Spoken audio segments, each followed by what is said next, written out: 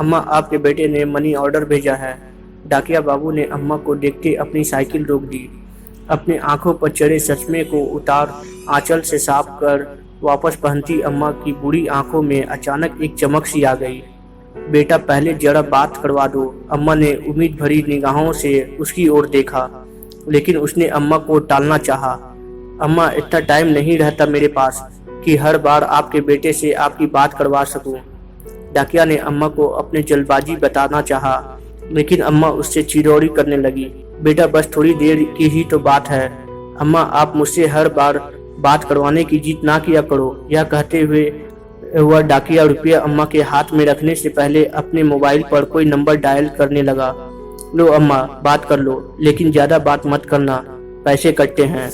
उसने अपना मोबाइल अम्मा के हाथ में थमा दिया। उसके हाथ से मोबाइल ले फोन पर बेटे से हाल चाल लेती अम्मा मिनट भर बात करते ही संतुष्ट हो गई। उसके झुर्रीदार चेहरे पर मुस्कान छा गई। पूरे 1000 रुपये हैं अम्मा। यह कहते हुए उस डाकिया ने 100 के 10 नोट अम्मा की ओर बढ़ा दिए। रुपये हाथ में ले गिनती करती अम्मा ने उसे ठहरने का इशारा किया। अब क्या हुआ अम्मा? यह 100 रुपये रख लो बेटा। क्यों अम्मा? उसे आश्चर्य हुआ। हर महीने रुपये पहुंचाने के साथ साथ तुम मेरे बेटे से मेरी बात भी करवा देते हो, कुछ तो खर्चा होता होगा ना? अरे नहीं अम्मा, रहने दीजिए। वह लाख मना करता रहा, लेकिन अम्मा ने जबरदस्ती उसकी मुट्ठी में 100 रुपये थमा दिए और वह डाकिया वहां से वापस जाने को मुड़ गया।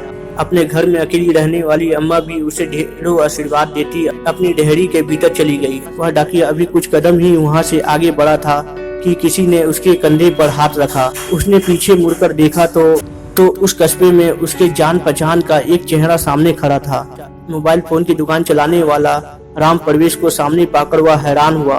भाई साहब, आप यहाँ कैसे? आप तो अभी अपनी दुकान पर होते हैं ना? मैं यहाँ किसी से मिलने आया था, लेकिन मुझे आपसे कुछ पूछना है। राम परवेश की निगाहें उस डाकिया के चेहरे पर टिक गई। जी पूछिए भाई साहब। भाई, आप हर महीने ऐसा क्यों करते हैं? मैंने क्या किया है भाई साहब? राम परवेश के सवालिया निगाहों का सामना करता वह डाकिया तनिक घबरा गया। हर महीने आप इस अम्मा को अपनी जेब से रुपये भी देते हैं और मुझे फोन पर उनका बेटा बनकर बात करने के लिए भी रुपये देते हैं, ऐसा क्यों? राम परवेश का सवाल सुनकर डाकिया थोड़ी देर के लिए सकपका गया, मानो अचानक उसका कोई बहुत बड़ा झूठ पकड़ा गया हो। लेकिन अगले ही पल उसने सफाई दी। मैं रुपये उन्हें नहीं, अपनी अम्मा को देता हूँ। मैं समझा नहीं। उस डाकिया की बात सुनकर राम परवेश हैरान हुआ, लेकिन डाकिया आगे बताने लगा। इनका बेटा कहीं बाहर कमाने गया था और हर महीने अपनी अम्मा के लिए 1000 रुपये का मनी ऑर्डर भेजता था, लेकिन एक दिन मनी ऑर्डर की जगह इनके बेटे के एक दोस्त की चिट्ठी अम्मा के नाम आई। उस डाकिया की बात सुनते राम परवेश को जिज्ञासा हुई। कैसी चिट्ठी? क्या लिखा था उस चिट्ठी में? संक्रमण की वजह से उनके बेटे की जान चली गई, अब वह नहीं रहा। फिर क्या हुआ भाई? राम परवेश की जिज्ञासा दुगनी हो गई। तभी डाकिया ने अपनी बात पूरी की। हर महीने चंद रुपयों का इंतजार और बेटे की कुशलता की उम्मीद करने वाली इस अम्मा को यह बताने की मेरी हिम्मत नहीं हुई। मैं हर महीने अपनी तरफ से इनका मनी ऑर्डर ले आता हूँ, लेकिन यह तो आपकी अम्मा नहीं है ना? मैं भी हर महीने 1000 रुपये भेजता था अपनी अम्मा को, लेकिन अब मेरी अम्मा भी कहाँ रही?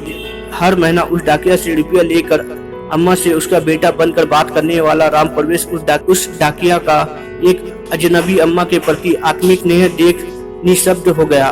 सच में जिसका कोई नहीं, उनका तो भगवान होता है और वो किसी न किसी को जरिया बना देता है, किसी के मन में ऐसा भाव भर देता है जिससे अनजान से अनजान भी मदद करने को तैयार हो जाते हैं।